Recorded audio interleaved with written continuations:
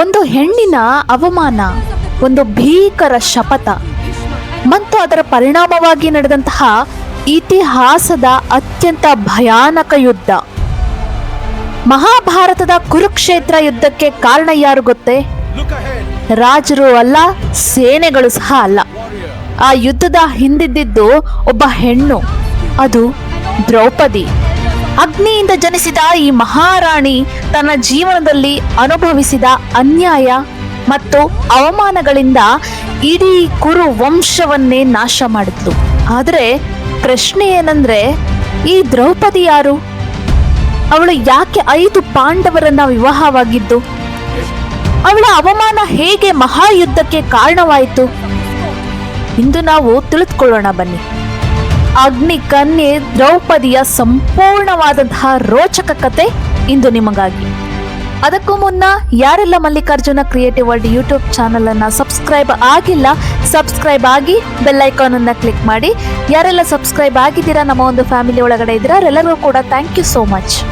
ಬನ್ನಿ ವಿಡಿಯೋವನ್ನ ಮುಂದುವರಿಸೋಣ. ಮಹಾಭಾರತವು ಕೇವಲ ಒಂದು ಯುದ್ಧದ ಕಥೆಯಲ್ಲ, ಅದು ಧರ್ಮ ಮತ್ತು ಅಧರ್ಮದ ನಡುವೆ ನಡೆದಂತಹ ಮಹಾಸಂಗ್ರಾಮ. ಆ ಮಹಾಕಾವ್ಯದ ಕೇಂದ್ರ ಬಿಂದುವಾಗಿದ್ದಂತಹವರೇ ಭಾರತದ ಇತಿಹಾಸ ಕಂಡ ಅತ್ಯಂತ ಶಕ್ತಿಶಾಲಿ ಮಹಿಳೆ ದ್ರೌಪದಿ. ಪಾಂಚಾಲ ದೇಶದ ರಾಜನಾದ ದ್ರುಪದನ ಮಗಳು, ಆದ್ದರಿಂದ ಅವಳನ್ನ ದ್ರೌಪದಿ ಅಂತ ಕರೀಲಾಗ್ತಾ ಇತ್ತು. ಆದ್ರೆ ಅವಳ ಜನನ ಸಾಮಾನ್ಯವಾಗಿ ಅಂತೂ ಇರಲಿಲ್ಲ. ಒಮ್ಮೆ ದ್ರುಪದ ಮತ್ತು ದ್ರೋಣಾಚಾರ್ಯರು ಬಾಲ್ಯದ ಸ್ನೇಹಿತರಾಗಿದ್ರು.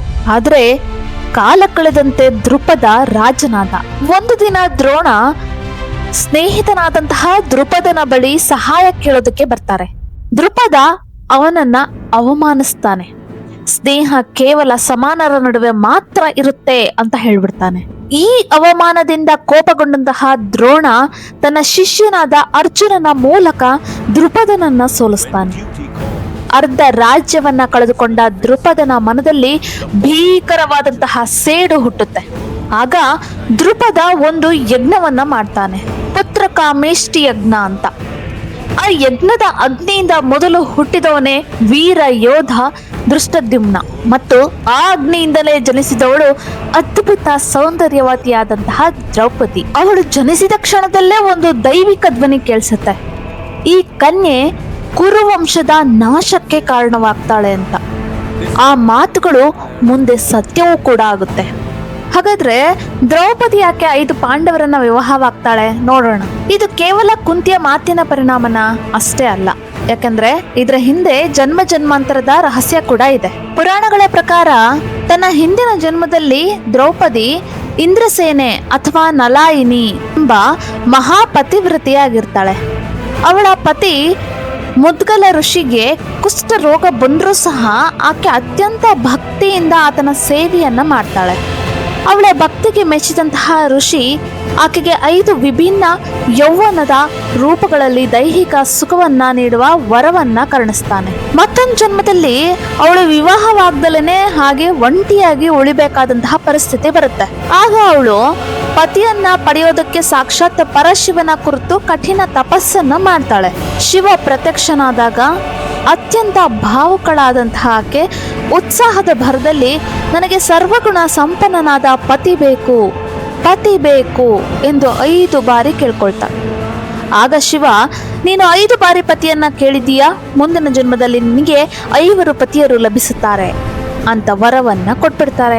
ದ್ರೌಪದಿ ಶಚೀದೇವಿ, ಶ್ಯಾಮಲ, ಭಾರತಿ ಮತ್ತು ಉಷಾದೇವಿ ಅನ್ನುವಂತಹ ದೇವತೆಗಳ ಅಂಶಗಳ ಸಮ್ಮಿಶ್ರವಾಗಿರ್ತಾಳೆ. ಪಾಂಡವರು ಕೂಡ ಬೇರೆ ಬೇರೆ ದೇವತೆಗಳ ಅಂದ್ರೆ ಯಮ, ವಾಯು, ಇಂದ್ರ, ಅಶ್ವಿನಿ ದೇವತೆಗಳು ಇವರುಗಳ ಅಂಶದಿಂದ ಜನಿಸಿದ್ದವರಾಗಿರ್ತಾರೆ.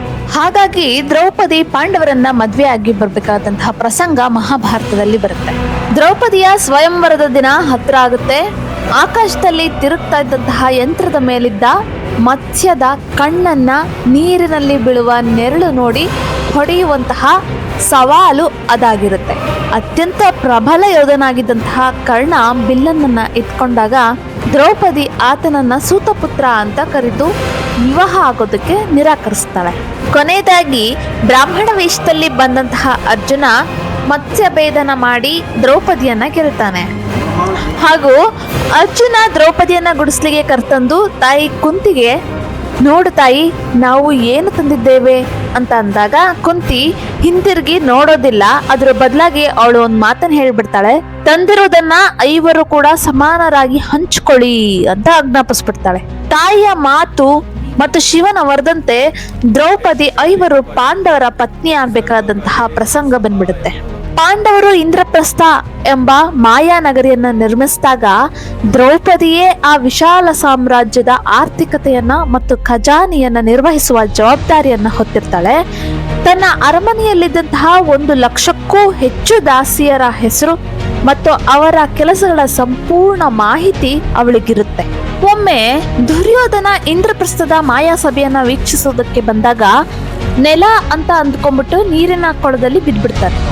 ಆಗ ಕುರುಡನ ಮಗ ಕುರುಡ ಎಂದು ದ್ರೌಪದಿ ನಗ್ಬಿಡ್ತಾಳೆ ಅನ್ನೋ ಕಥೆ ಪ್ರಚಲಿತದಲ್ಲಿದೆ.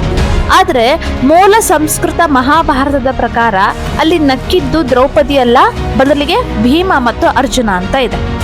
ದ್ರೌಪದಿ ಆ ದೃಶ್ಯದಲ್ಲಿ ಇರ್ಲಿಲ್ಲ ಅಂತನೂ ಇದೆ. ಆದರೂ ಸಹ ಪಾಂಡವರ ಸಂಪತ್ತು ಮತ್ತು ದುರ್ಯೋಧನನಿಗೆ ಆದ ಅವಮಾನ ಕುರುಕ್ಷೇತ್ರ ಯುದ್ಧದ ಬೀಜವನ್ನ ಬಿತ್ತಿತ್ತು. ಪಾಂಡವರು ಇಂದ್ರಪ್ರಸ್ಥದಲ್ಲಿ ಸುಖವಾಗಿ ರಾಜ್ಯಭಾರವನ್ನ ಮಾಡ್ತಾ ಇದ್ರು. ಅದನ್ನ ನೋಡಿ ದುರ್ಯೋಧನನಿಗೆ ಸಹಿಸಿಕೊಳ್ಳಲಾಗದಲೇ ಭಾರಿ ಅಸೂಯೆ ಇತ್ತು. ಆಗ ಶಕುನಿ ಸಲಹೆಯಂತೆ ಪಾಂಡವರನ್ನ ಪಗಡೆಯಾಟಕ್ಕೆ ಆಹ್ವಾನಿಸ್ತಾನೆ. ಯುಧಿಷ್ಠಿರ ಒಂದರ ಹಿಂದೆ ಒಂದನ್ನ ಸೋಲ್ಕೋ ಅಂತ ಹೋಗ್ತಾನೆ. ಮೊದಲು ಸಂಪತ್ತು, ನಂತರ ರಾಜ್ಯ, ನಂತರ ಸಹೋದರರು, ಕೊನೆಗೆ ತನ್ನನ್ನೇ ಪಣಕ್ಕಿಡ್ತಾನೆ. ಆದ್ರೂ ಕೂಡ ಆಟ ನಿಲ್ಲೋದಿಲ್ಲ. ದುರ್ಯೋಧನ ಹೇಳ್ತಾನೆ, ನಿನ್ನ ಬಳಿ ಇನ್ನೂ ದ್ರೌಪದಿ ಇದ್ದಾಳೆ ಅಂತ. ಯುಧಿಷ್ಠಿರ ದ್ರೌಪದಿಯನ್ನು ಸಹ ಪಣಕ್ಕಿಟ್ಬಿಡ್ತಾನೆ. ಕೊನೆಗೆ ದ್ರೌಪದಿಯನ್ನು ಸಹ ಯುಧಿಷ್ಠಿರ ಸೋತ್ ಬಿಡ್ತಾನೆ ಪಗಡೆಯಾಟದಲ್ಲಿ. ದುಶ್ಯಾಸನ ದ್ರೌಪದಿಯನ್ನ ಸಭೆಗೆ ಎಳೆದುಕೊಂಡು ಬರ್ತಾನೆ. ಅಲ್ಲಿ ದ್ರೌಪದಿ ಪ್ರಶ್ನಿಸ್ತಾಳೆ, ಮೊದಲು ತನ್ನನ್ನೇ ಸೋತವನು ನನ್ನನ್ನು ಹೇಗೆ ಪಣಕ್ಕಿಡಬಹುದು? ಆದ್ರೆ ಸಭೆಯಲ್ಲಿ ಎಲ್ಲರೂ ಕೂಡ ಮೌನವಾಗಿರ್ತಾರೆ. ದುಶ್ಯಾಸನ ದ್ರೌಪದಿಯ ವಸ್ತ್ರವನ್ನ ಎಳೆಯೋದಕ್ಕೆ ಆರಂಭಿಸ್ತಾನೆ. ಅವಳು ತನ್ನ 2 ಕೈಗಳನ್ನ ಮೇಲಕ್ಕೆತ್ತಿ ಕೃಷ್ಣನನ್ನ ಪ್ರಾರ್ಥಿಸ್ತಾಳೆ. ಆಗ ನಡೆಯುತ್ತೆ ಮಹಾಪವಾಡ. ದುಶ್ಯಾಸನ ಎಳೆದಷ್ಟು ಸೀರೆ ಅಂತ್ಯವಿಲ್ಲದೆ ಬೆಳೆತಾಲೆ ಹೋಗುತ್ತೆ. ಸಭೆ ಅಂತೂ ಸಂಪೂರ್ಣವಾಗಿ ನಿಶ್ಶಬ್ದವಾಗಿರುತ್ತೆ. ಆ ಕ್ಷಣದಲ್ಲಿ ಭೀಮ ಭೀಕರವಾದಂತಹ ಶಪಥವನ್ನ ಮಾಡ್ತಾನೆ, ದುಶ್ಯಾಸನನ ರಕ್ತ ಕುಡಿತೀನಿ ಅಂತ. ದ್ರೌಪದಿಯ ಈ ಅವಮಾನ ಮುಂದೆ ಮಹಾಯುದ್ಧಕ್ಕೆ ಕಾರಣವಾಗುತ್ತೆ. ಈ ಭೀಕರವಾದಂತಹ ದೃಶ್ಯವನ್ನ, ಶಪಥಗಳನ್ನ ಕಂಡು ಬೆಚ್ಚಿ ಬಿದ್ದಂತಹ ಧೃತರಾಷ್ಟ್ರ ದ್ರೌಪದಿಗೆ ವರಗಳನ್ನ ಕೊಟ್ಟು ಪಾಂಡವರನ್ನ ದಾಸ್ಯದಿಂದ ಮುಕ್ತಗೊಳಿಸ್ತಾನೆ. ಆದರೆ ಮರುಪಂದ್ಯದಲ್ಲಿ ಮತ್ತೆ ಸೋತ ಪಾಂಡವರು ದ್ರೌಪದಿಯೊಂದಿಗೆ 13 ವರ್ಷಗಳ ಕಠಿಣ ವನವಾಸ ಮತ್ತು ಅಜ್ಞಾತವಾಸವನ್ನ 1 ವರ್ಷ ಅನುಭವಿಸಬೇಕಾಗಿ ಬರುತ್ತೆ. ವನವಾಸದಲ್ಲಿದ್ದಾಗ ಜಯದ್ರಥನಿಂದ ಅಪಹರಣ ಆಗ್ತಾಳೆ. ಅಜ್ಞಾತವಾಸದಲ್ಲಿ ಕೀಚಕನಿಂದ ಕಿರುಕುಳ. ಹೀಗೆ ಹೆಜ್ಜೆ ಹೆಜ್ಜೆಗೂ ಕೂಡ ಆಕೆ ಅಗ್ನಿ ಪರೀಕ್ಷೆಯನ್ನ ಎದುರಿಸ್ತಾಳೆ. ಕೀಚಕನನ್ನ ಭೀಮ ಸಂಹರಿಸ್ತಾನೆ. ಅಂತಿಮವಾಗಿ ದ್ರೌಪದಿಯ ಶಪಥ ಈಡೇರುವಂತಹ ಸಮಯ ಬರುತ್ತೆ. ಅದುವೇ ಕುರುಕ್ಷೇತ್ರ ಮಹಾಯುದ್ಧ. ಯುದ್ಧದ 16ನೇ ದಿನ ಭೀಮ ದುಶ್ಯಾಸನನ್ನ ಕೊಂದು ಅವನ ಎದೆಯ ರಕ್ತವನ್ನ ಕುಡಿದು ತನ್ನ ಶಪಥವನ್ನ ಪೂರೈಸಿಕೊಳ್ತಾನೆ. ದುರ್ಯೋಧನನ ತೊಡೆಯನ್ನ ಮುರಿತಾನೆ. ಧರ್ಮದ ಹೆಸರಿನಲ್ಲಿ ಅಧರ್ಮ ಮಾಡ್ತಾ ಇದ್ದಂತಹ ಕುರುವಂಶ ನಾಶವಾಗುತ್ತೆ. ದ್ರೌಪದಿಯ ಜನನದ ಹಿಂದಿದ್ದಂತಹ ದೈವಿಕ ಉದ್ದೇಶವೂ ಸಹ ಈಡೇರುತ್ತೆ.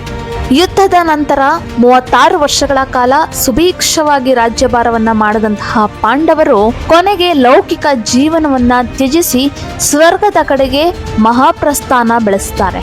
ಹಿಮಾಲಯದ ಕಠಿಣ ಹಾದಿಯಲ್ಲಿ ನಡೀತಾ ಇರಬೇಕಾದ್ರೆ 5 ಪತಿಯರ ಜೊತೆಗಿದ್ದಂತಹ ದ್ರೌಪದಿಯೇ ಮೊದಲು ಪ್ರಾಣ ಬಿಟ್ಟು ನೆಲಕ್ಕುರುಳುತ್ತಾಳೆ.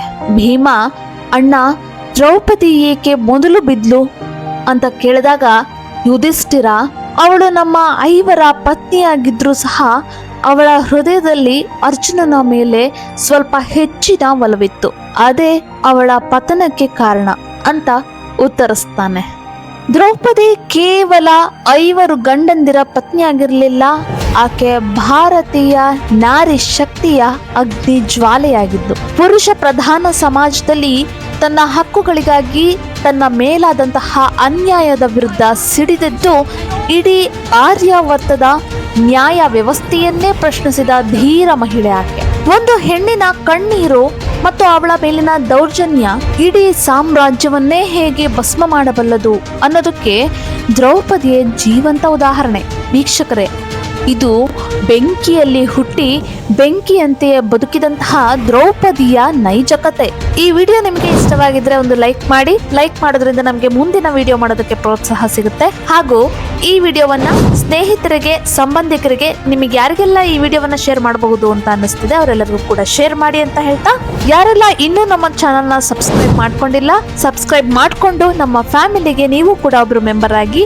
ಹಾಗೂ ಯಾರೆಲ್ಲ ಸಬ್ಸ್ಕ್ರೈಬ್ ಮಾಡ್ಕೊಂಡು ನಮ್ಮ ಫ್ಯಾಮಿಲಿ ಒಳಗಡೆ ಆಲ್ರೆಡಿ ಇದ್ದೀರಾ, thank you so much. Welcome to Mallikarjuna creative world YouTube channel. ಮುಂದಿನ ವಿಡಿಯೋದಲ್ಲಿ ಮತ್ತೆ ಸಿಗೋಣ. ಧನ್ಯವಾದಗಳು.